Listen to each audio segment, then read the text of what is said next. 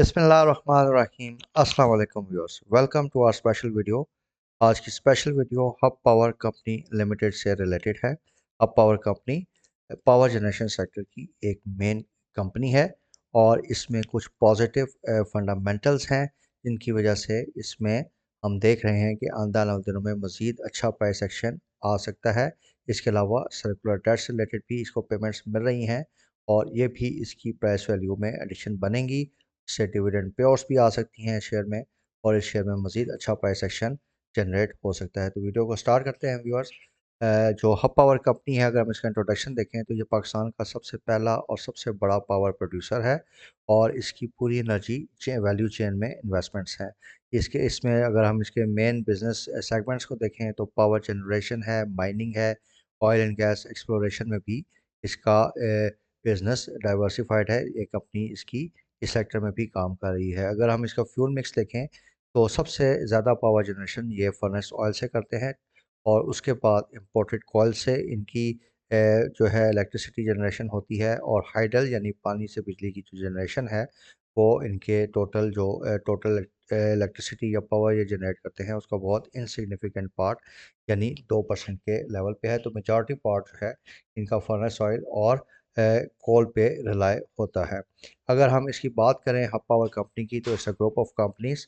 तो इसकी जितनी भी इनकम आप देख रहे होते हैं फाइनेंशियल्स में या जो रिजल्ट रिपोर्ट्स होते हैं वो बेसिकली एक तो इसकी अपनी कंपनी की इनकम होती है, इसके साथ साथ इसकी डिफरेंट सब्सिडीज़ हैं, जॉइंट वेंचर्स हैं, एसोसिएटेड कंपनीज हैं।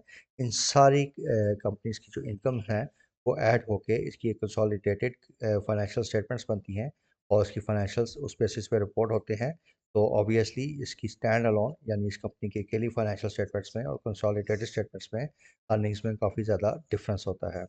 अगर हम इसकी सब्सिडीज़ में देखें व्यूअर्स तो ये आपके सामने एक स्लाइड मैं डिस्प्ले कर रहा हूँ जिसमें Laraib energy, Hub power services, Hub power holding, ये डिफरेंट होल्डिंग्स आपके सामने हम डिस्प्ले कर रहे हैं। थल एनर्जी में भी इनका 60% स्टेक है। एसोसिएट्स में देखें तो China power hub generation company है, वहाँ से अच्छी इनकम भी इनके पास आती है और इनका तकरीबन जॉइंट वेंचर के थ्रू 47.5% इंटरेस्ट है। थल नोवा में इनका 38.3% का इंटरेस्ट है और इसी तरीके से जो मैंने आपसे बात की prime international oil company limited में इनकी जो होल्डिंग है वो 50% के राउंड अबाउट है और इससे अच्छा खासा इनको एक इनकम जनरेट आती है।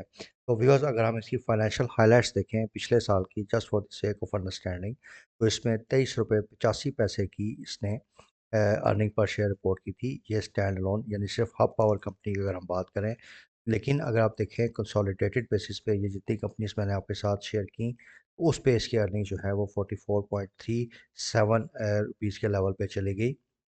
तो इसमें आप देखें कि स्टैंड अलोन बेसिस पे इसकी अर्निंग्स 46% बढ़ी थी, लेकिन जो कंसोलिडेटेड पे इसकी अर्निंग्स जो है वो 102% बढ़ी हैं। तो जो इसके सब्सिडरी कंपनीज हैं, एसोसिएटेड अंडरटेकिंग्स हैं, उनमें काफ़ी अच्छी प्रॉफिटेबिलिटी आ रही है जिसकी वजह से इस कंपनी को काफ़ी अच्छे गेंस आते हैं, डिविडेंड्स आते हैं और इसकी बेहतरीन अर्निंग पर शेयर रिपोर्ट होती है। तो जो भी आप लोग इसके रिजल्ट्स देखते हो, जो आपको डिविडेंड मिलता है वो कंसोलिडेटेड अर्निंग्स की बेसिस पे आप लोगों को रिसीव हो रहा होता है। इसके अलावा व्यूअर्स, अगर हम इसका रेवेन्यू ब्रेकअप देखें तो इंटरेस्टिंगली जितना भी आप देखें कि हमारे पावर जनरेशन सेक्टर है इसमें जितनी भी इनकी जो मेजर जो इनके एग्रीमेंट्स हैं उसमें ही इनको जो फैसिलिटी दी जाती है, इनको एक मिनिमम रिटर्न ऑन इक्विटी दी जाती है।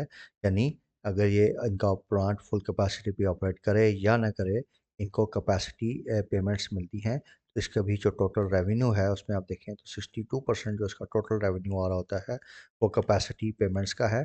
21% जो इसका रेवेन्यू का टोटल पार्ट बनता है वो सेल्स हैं जो कि ये आगे सेंट्रल पावर एजेंसी को अपनी बिजली बना के सेल करते हैं और बाकी जो 17% इनकम है वो डिविडेंड्स या अदर फॉर्म्स ऑफ इनकम से आ रही होती हैं।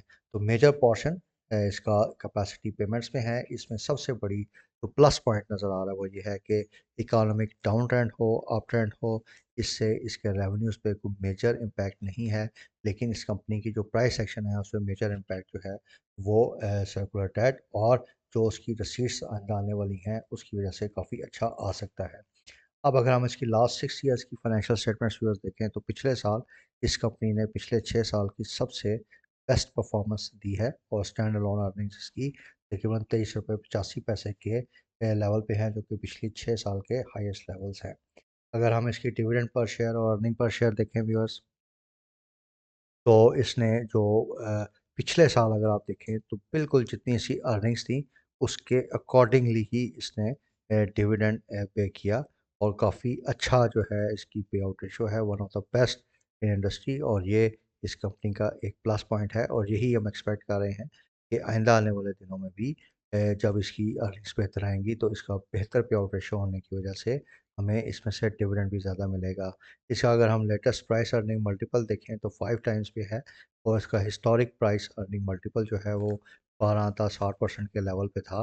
तो अभी भी ये शेयर जो है काफ़ी डिस्काउंटेड लेवल्स पे ट्रेड कर रहा है, जिस तरह के इसके हिस्टोरिक प्राइस अर्निंग मल्टीपल्स थे। तो व्यूअर्स, अगर हम इसकी कैश फ्लो पोजीशंस को देखें तो इसमें आप देखिए कि इसको पिछले साल 53 अरब रुपये कस्टमर से रिसीव हुए हैं और इसके साथ साथ इसने 12 अरब रुपये जो हैं वो सप्लायर्स को पे किए। नेट कैश उन्होंने जनरेट की वो 31 अरब रुपये की जनरेट की थी, जैसा कि पिछली स्लाइड में बात की।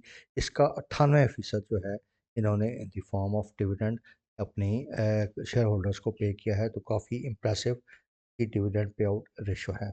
अगर हम इसकी एसेट कंपोजिशन में देखें तो व्यूअर्स बेसिकली ये जितनी भी बिजली है एक कस्टमर को बेचते हैं, that is central power purchasing agency. और उसके साथ इनका जो रिसीवेबल है वो इसके लिए एक मेन प्रॉब्लम है, इसके लिए दर्द सर है। तकरीबन जून में 55 अरब रुपये का था, कुछ कैपेसिटी पेमेंट्स हुई हैं तो ये 53 अरब के डॉलर के लेवल पे आया है। तो बेसिकली इसके जितने भी रिसीवेबल्स हैं उसका 70% अगर हम देखें तो वो ट्रेड डेट से बनता है और वो बेसिकली इन्होंने सेंट्रल पावर परचेजिंग एजेंसी जो है वहाँ से रिसीव करने हैं। तो बेसिकली इसके जो कैश स्टॉकअप होता है उसका इनको नुकसान ये होता है कि या तो इनको ऑपरेशन चलाने के लिए इनको बैंक से लोन लेने पड़ते हैं, या जो इसके सप्लायर्स हैं जिनसे ये माल ख़रीदते हैं लाइक पीएसओ है, तो उनकी ये पेमेंट्स लेकर देते हैं, जिससे थोड़ा-सा पाकिस्तान स्टेट ऑयल भी इफ़ेक्ट होता है। लेकिन अब इसको क्योंकि पैसे मिले हैं, जो कि इस वीडियो में आगे आपके साथ डिस्कस करूँगा, तो इस कंपनी को पैसे मिलने से ना सिर्फ हब कंपनी को फ़ायदा होगा बल्कि इसके साथ-साथ पीएसओ को भी एक बड़ा फ़ायदा होने जा रहा है। इसके बाद बस मूविंग ऑन, अगर हम इसका ट्रेड पेबल्स का एनालिसिस करें तो जैसा मैंने बात की, इसने सबसे ज़्यादा पैसे पाकिस्तान स्टेट ऑयल को देने हैं।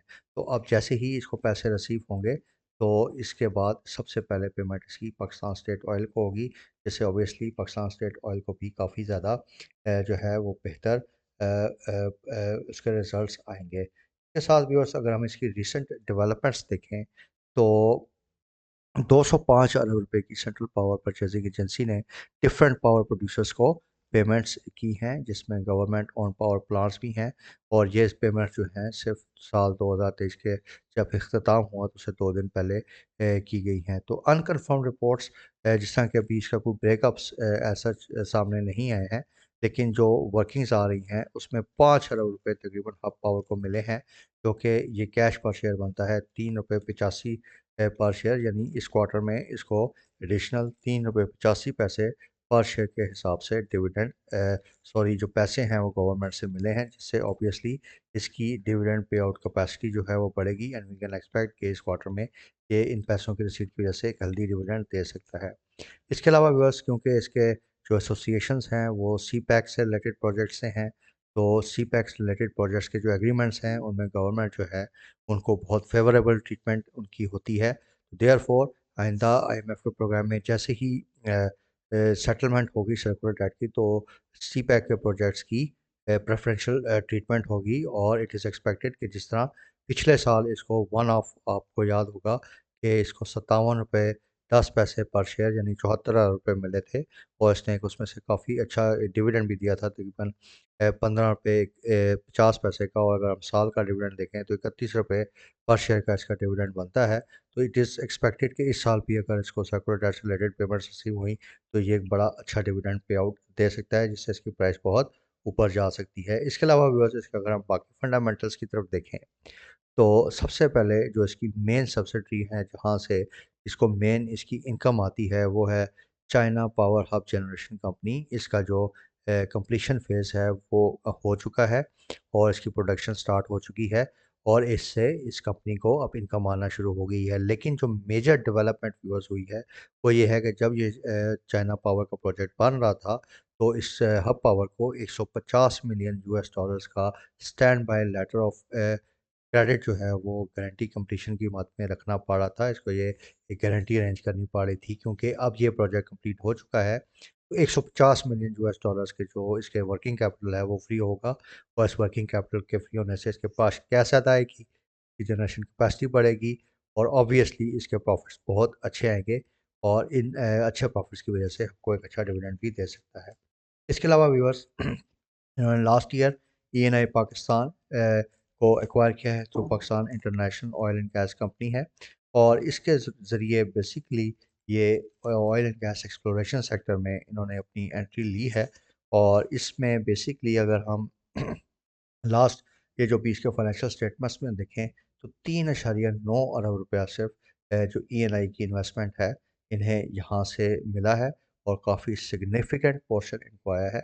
एंड इट इज़ एक्सपेक्टेड कि इस कंपनी से मज़ीद अच्छे प्रॉफिट्स अगले साल में हब पावर को मिलेंगे जिससे ऑब्वियसली इसकी प्रॉफिटेबिलिटी बेहतर होगी और डिविडेंड अच्छा मिलेगा इसको। इसके अलावा इन्होंने थर में 2 नए पावर प्लांट्स भी इंस्टॉल किए हैं और इसमें यही बात हो रही है कि जो इनकी इंस्टॉलेशन हुई है अब इन्होंने नेशनल ग्रिड में सप्लाई भी शुरू कर दी है। ये इनकी एफिशिएंसी बाकी प्लांट से काफ़ी बेहतर है और इनकी एफिशिएंसी बेहतर होने की वजह से इनका प्रॉफिटेबिलिटी पे इम्पैक्ट काफ़ी ज़्यादा होगा। तो व्यूअर्स इन जो पहले आपके साथ फैक्टर्स डिस्कस किए हमने देखा कि रिसेंट टाइम्स में आपको में बहुत शानदार प्राइस एक्शन आया है।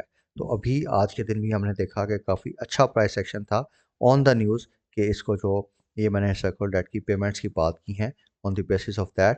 तो अभी इसके लिए जो एक मेजर रेजिस्टेंस लेवल है वो 125 रुपये का लेवल है। अगर ये रेजिस्टेंस लेवल इसने मेंटेन करके सस्टेन किया तो फिर ये जो है नेक्स्ट इसका जो मूव बनेगा वो 146 से 150 रुपये का लेवल है जो कि 2017 का हाई लेवल था।